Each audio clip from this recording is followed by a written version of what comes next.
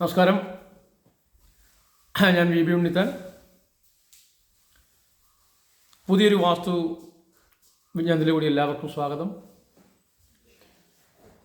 ഇന്ന് പറയുന്നത് വീടിനുള്ളിൽ വന്നുപെടുന്ന ചില നിർമ്മാണ വൈകല്യങ്ങളെക്കുറിച്ചാണ്. നമുക്ക് വലിയ വീടോ ചെറിയ വീടോ ഒരു നില വീടോ ഇരുനില വീടോ ഒക്കെ ഉള്ള ആളുകളാണ്. യഥാർത്ഥത്തിൽ നമ്മൾ ഇത്തരം വീടുകളിൽ താമസിക്കുമ്പോൾ നമുക്കൊക്കെ പല പല പല പല വിഷമങ്ങളും രോഗങ്ങളും ഒക്കെ ഉണ്ടാകാറുണ്ട്. പലപ്പോഴും അതിൻ്റെ കാരണങ്ങൾ നമുക്കറിയില്ല. അത് നമ്മുടെ ജീവിതത്തെ ബാധിക്കുന്ന വലിയ ഘടകം തന്നെയാണ് നമ്മുടെ വീട്. നമ്മളാക്കുന്നത് നമ്മുടെ വീട് തന്നെയാണ്. നമ്മളെ വലുതാക്കുന്നതും നമ്മളെ ചെറുതാക്കുന്നതും നമ്മളെ രോഗിയാക്കുന്നതും ഒക്കെ നമ്മൾ താമസിക്കുന്ന വീട് തന്നെയാണ്. അതിൽ മാറ്റമൊന്നുമില്ല.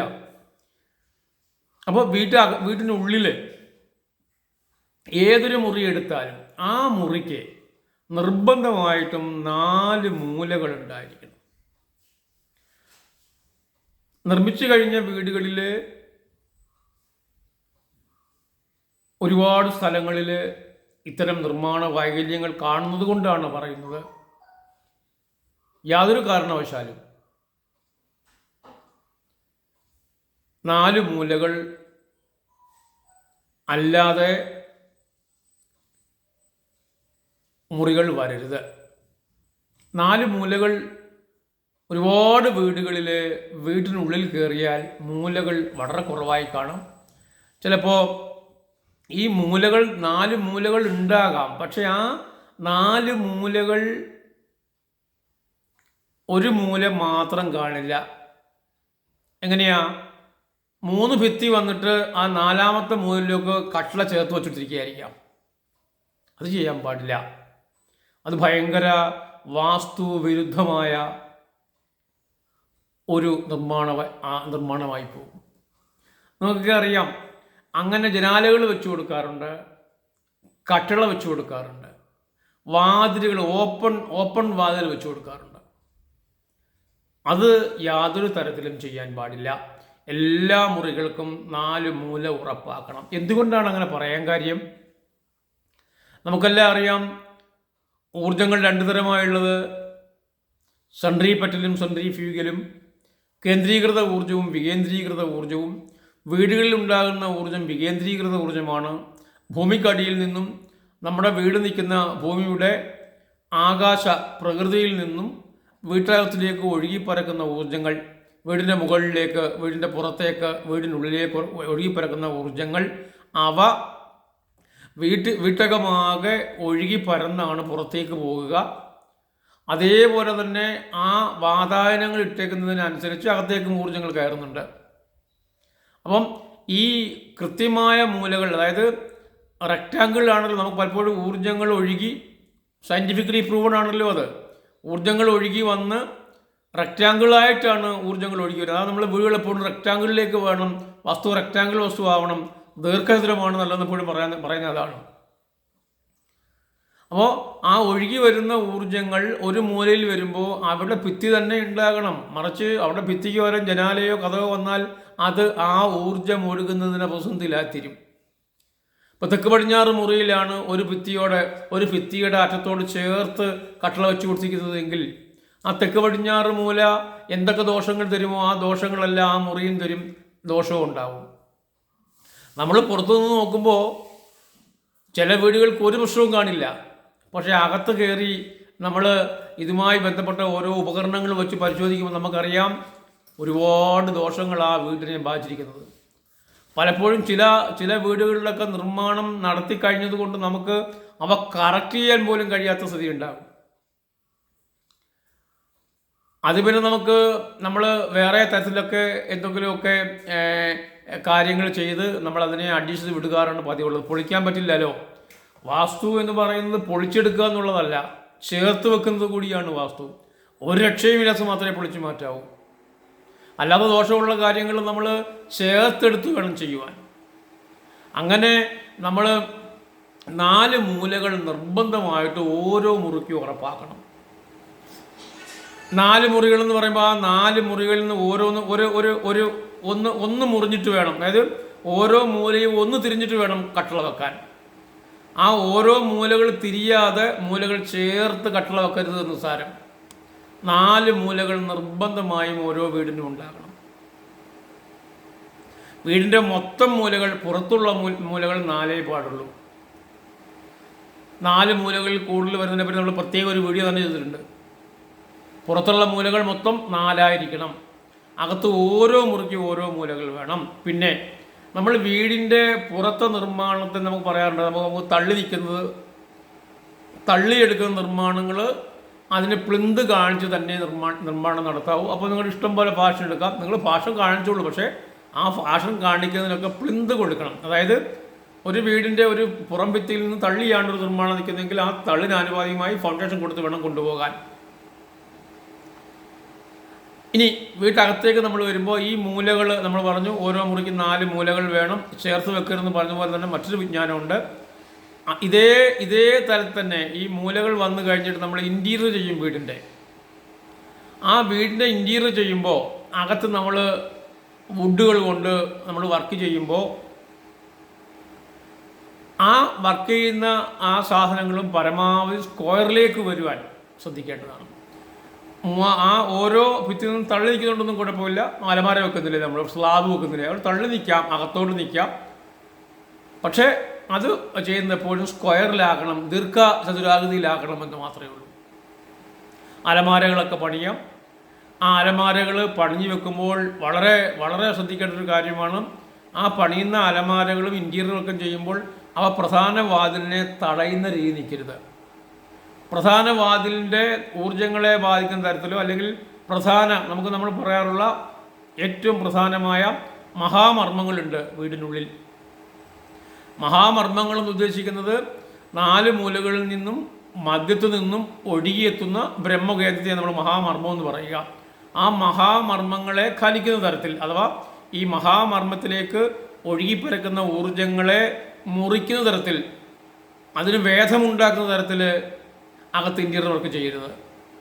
അകത്ത് നിങ്ങൾ ഫർണിച്ചർ അങ്ങനെ ഇടരുത്. അപ്പോൾ ഈ കാര്യം കൂടി നിങ്ങൾ ശ്രദ്ധിക്കേണ്ടതാണ്. ഈ 4 മൂലകൾ വീടിനുള്ളത് ഉറപ്പാക്കുന്ന പോലെ തന്നെയാണ് വീടിനുള്ളിലെ ഇൻറ്റീരിയർ വർക്കുകൾ ചെയ്യുമ്പോൾ ആ ഇൻറ്റീരിയർ വർക്കുകൾ ഒരിക്കലും പ്രധാന ഊർജ്ജ കോണുകളെ തകർന്നവയാവരുത്. പ്രധാന ഊർജ്ജ കോണുകളെ തകർത്ത് കഴിഞ്ഞാൽ ആ ഭാഗത്തെ ഊർജ്ജങ്ങൾ വിഘടിക്കപ്പെടുകയും അത് വീടിൻ്റെ മൊത്തത്തിലുള്ള ഉയർച്ചയെ ബാധിക്കുകയും ചെയ്യും. അത് ഇതിനോടൊപ്പം തന്നെ പറയേണ്ട വേറൊരു കാര്യമുള്ളത്, സ്ലാബുകൾ നമ്മൾ പലപ്പോഴും വീടിനകത്ത് നമ്മൾ സ്ലാബ് നിർമ്മിക്കാറുണ്ട്, നമ്മൾ ലഗേജ് കൊടുക്കാറുണ്ട് മുറികൾക്കുള്ളിലൊക്കെ. ആ ലഗേജ് കൊടുക്കുമ്പോൾ ലഗേജുകൾ എപ്പോഴും ഓരോ മുറിയുടെയും തെക്ക് പടിഞ്ഞാറ് ഭാഗങ്ങൾ വേണം കേന്ദ്രീകരിക്കാൻ.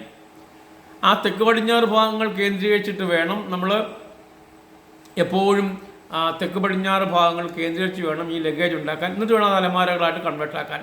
ഒരുപാട് ഈ ഫ്ലാറ്റുകൾക്കും ഒരുപാട് ലോഡ്ജുകൾക്കും ഒക്കെ ഒരുപാട് അബദ്ധങ്ങൾ ഇങ്ങനത്തെ പറ്റിയിട്ടുണ്ട്. അത് പലർക്കും അറിയില്ല. ഇന്നും ഒരുപാട് നഷ്ടങ്ങൾ സഹിച്ചു പോകുന്ന ലോഡ്ജുകളുണ്ട്, ഒരുപാട് ഫ്ലാറ്റുകളുണ്ടെന്നും നഷ്ടത്തിൽ പോകുന്ന ഫ്ലാറ്റുണ്ട്, ഒരുപാട് ബാർ ഹോട്ടലുകളും ഒരുപാട് ഹോട്ടലുകളും ഒക്കെ ഉണ്ട്. ആളുകൾ താമസിക്കുന്ന അതിനകത്തെ ഇൻറ്റീരിയർ വർക്കുകളുടെ നിർമ്മാണം ആ ഹോട്ടലുകളൊക്കെ ഒരുപാട് നഷ്ടത്തിൽ കടാച്ചിട്ടുണ്ട്. ഒരുപാട് ഹോട്ടൽ തന്നെ പൂട്ടിക്കിടക്കുന്നുണ്ട്.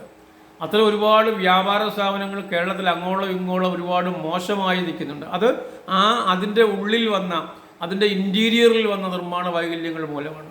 ഞാൻ തന്നെ ഒരുപാട് സ്ഥലങ്ങളിൽ പോയി താമസിക്കാറുണ്ട്. ഈ വാസ്തു സംബന്ധമായ വീടുകളിൽ പോകുന്നതിന് വേണ്ടി ഞാൻ പല സ്ഥലങ്ങളും താമസിക്കാറുണ്ട്. അപ്പം ഞാൻ തന്നെ അവിടെ പോയി നോക്കുമ്പം എനിക്ക് തന്നെ അറിയാം, നല്ല വൃത്തിയായിട്ടൊക്കെ ഇൻറ്റീരിയർ ചെയ്തിട്ടുണ്ട്. പക്ഷേ അത് ആ സ്ഥാപനത്തിൻ്റെ നേരായ നടത്തിപ്പിനെ ബാധിച്ചുകൊണ്ടേയിരിക്കും. നല്ലതാകുമ്പോൾ തോന്നും, പക്ഷേ അത് അവിടെ വരുന്ന ആളുകളുടെ എണ്ണവും ആ സ്ഥാപനത്തിൻ്റെ റണ്ണിങ്ങും ഒക്കെ ഭയങ്കര നഷ്ടത്തിലാകും. അപ്പോൾ ഇൻറ്റീരിയറിന് വലിയ പ്രാധാന്യമുണ്ട്, ഇൻറ്റീരിയർ വർക്കിന് വലിയ പ്രാധാന്യമുണ്ട്. ഈ ജനാലയും ഈ 4 മൂലകൾ ഒരു മുറിക്ക് വരണമെന്ന് പറയുന്ന പോലെ തന്നെയാണ്. പിന്നെ ഈ ഇൻറ്റീരിയർ വർക്കുകൾ ചെയ്ത് ഒരുപാട് വീടുകൾ ദോഷങ്ങളാക്കിയിട്ടുണ്ട്. നല്ലതായിട്ട് വീട് വയ്ക്കും, ഇൻറ്റീരിയർ വർക്കുകൾ ചെയ്യുമ്പോൾ അതെല്ലാം അടച്ചു വെച്ച് കളയും. എനിക്ക് തന്നെ അനുഭവം ഉണ്ടായിട്ട് ഞാൻ പാലക്കാട് പോയി ഒരു വീട് ചെയ്തു. ആദ്യം മുതലേ ഞാൻ ആ വീട് നോക്കിയത്, അവർ സ്ഥലം വാങ്ങിയപ്പോൾ എന്നെ കൊണ്ട് കാണിച്ചു. ഞാൻ ആ സ്ഥലം കണ്ടു, ഞാനത് നല്ല സ്ഥലമാണെന്ന് പറഞ്ഞു, അവരുടെ വാങ്ങാൻ പറഞ്ഞു. പിന്നെ ആ സ്ഥലത്തിന് ചരിവ് മോശമായിരുന്നു, ചരിവൊക്കെ മാറ്റിയെടുത്തു. എന്നിട്ട് അവിടെ വീട് വെച്ചു. കല്ലിടാനും കട്ടളപ്പിനൊക്കെ ഞാൻ പോയിരുന്നു, വാർപ്പിന് പോലും ഞാൻ പോയി, എല്ലാം കറക്റ്റ് ചെയ്ത വീടാണ്. പക്ഷേ എല്ലാം കഴിഞ്ഞ് അവർ ഒരു 4000 സ്ക്വയർ ഫീറ്റിനകത്തുള്ള വീടാണ്. അവർ ഇൻറ്റീരിയർ വർക്ക് ചെയ്തു. ഇൻറ്റീരിയർ വർക്ക് ചെയ്തപ്പോൾ അതുവരെ ഉണ്ടായിരുന്ന എല്ലാ ഗുണങ്ങളും മാറിപ്പോയി. തുറന്നിട്ട് മൊത്തം അടഞ്ഞുപോയി. അടച്ചു വെക്കേണ്ടതൊക്കെ തുറന്നും വെച്ചു കൊടുത്തു. ഒന്ന് അവസാന ടച്ചിങ്ങിന് ലാസ്റ്റ് നോക്കാൻ വേണ്ടി ഞാൻ പോയപ്പോൾ അത് കണ്ടുപിടിച്ചു. പിന്നെ അവയെല്ലാം രണ്ടാമത് അവിടെയൊക്കെ ഓപ്പണാക്കി കൊടുക്കേണ്ടി വന്നു.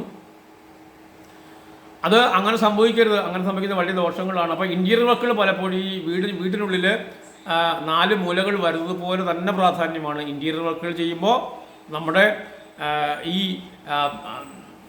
ഒഴുകിപ്പരക്കുന്ന ഊർജങ്ങൾക്ക് വിലങ്ങുതടിയായി ഇൻറ്റീരിയർ വർക്കുകൾ വരരുത്. അങ്ങനെ ഇൻറ്റീരിയർ വർക്ക് വരാതെ നോക്കണം. വീട് കെട്ടിക്കഴിയുമ്പോൾ ഇൻറ്റീരിയർ വർക്ക് ചെയ്യുമ്പോൾ അറിവുള്ള ഒരു വാസ്തുകാരനെ കൂടി അത് ബോധ്യപ്പെടുത്തി ചെയ്യാവും. അപ്പോൾ അത് കൃത്യമായ നിർദ്ദേശം വെച്ച് പോയി കഴിഞ്ഞാൽ നല്ല ഇൻറ്റീരിയർ വർക്കും ഉണ്ടാകും, നല്ല വാസ്തുവും അതിൽ തന്നെ പെടും.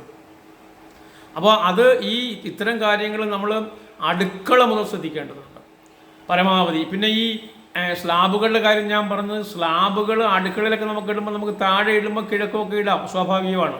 പക്ഷേ ലഗേജ് വെക്കുമ്പോഴാണ് പരമാവധി ലഗേജുകൾ ആ തെക്ക് പടിഞ്ഞാറ് കോർണറിലേക്ക് എല്ലാ മുറിയിലും ലഗേജുകളും അലമാരകളും വാർഡ്രോബുകളുമൊക്കെ എപ്പോഴും ക്രിയേറ്റീവായി വരേണ്ടത്, ചേർത്ത് വെക്കേണ്ടത് തെക്ക് പടിഞ്ഞാറ് ഭിത്തികളിലായിരിക്കണം. ആ തെക്ക് പടിഞ്ഞാറ് ഭിത്തികളിൽ 4 മൂലയും മുറികളിൽ 4 മൂലയും ഉറപ്പാക്കണം. തെക്ക് പടിഞ്ഞാറ് ഭിത്തികളിലേക്ക് ഇൻറ്റീരിയറിൻ്റെ ഭാരങ്ങൾ കൊടുക്കുകയും ചെയ്താൽ നല്ല വീടായി അത് കലാശിക്കും, നല്ല ഐശ്വര്യമുള്ള വീടായിത്തീരും. അപ്പോൾ ഈ സ്റ്റെയറുകൾ, ഇൻറ്റീരിയർ വർക്ക്, വീടിനകത്തെ മൂലകൾ, വീടിന് അകത്തെ ഈ ഇൻറ്റീരിയർ വർക്ക് ചെയ്യുമ്പോൾ അങ്ങോട്ടും ഇങ്ങോട്ടും ഒക്കെ തള്ളി നിൽക്കുന്നതിന് കുഴപ്പമില്ല. പക്ഷേ അത് പരമാവധി ആ ഇൻറ്റീരിയർ വർക്ക് ചെയ്യുമ്പോൾ വടക്ക് കിഴക്ക് ഭാഗങ്ങളെ ഫ്രീ ആക്കിക്കൊണ്ട് വേണം ചെയ്യാൻ. ചുരുക്കി പറഞ്ഞ ആ വാക്ക് ഉപയോഗിച്ചാൽ മതിയാവും. വടക്ക് കിഴക്ക് ഭിത്തികളിൽ ഭാരങ്ങൾ കൂടാത്ത രീതിയിൽ വേണം വീടിനുള്ളിൽ ഇൻറ്റീരിയർ ചെയ്യാൻ. ആ ഇൻറ്റീരിയർ വർക്കുകൾ ദോഷമായി ഭവിക്കാതെ നിങ്ങൾ നോക്കേണ്ടതാണ്. ഒരുപാട് സ്ഥലങ്ങളിലൊക്കെ ഞാൻ വാസ്തു നോക്കാൻ പോകുമ്പോൾ പൊതുവേ നോക്കുമ്പോൾ വാസ്തുദോഷങ്ങൾ വളരെ കുറവായിരിക്കും. പക്ഷേ അകത്ത് നോക്കി ഓരോന്നോരോന്നും മനസ്സിലാക്കുമ്പോഴാണ് ചെയ്തു വെച്ച നിർമ്മാണ വൈകല്യങ്ങൾ ബോധ്യമാകുന്നത്. അപ്പോൾ നിങ്ങൾ ഈ കാര്യം കൂടി നിങ്ങൾ സ്വീകരിക്കേണ്ടതാണ്. ഈ വിജ്ഞാനം കൂടി നിങ്ങൾ സ്വീകരിക്കണം.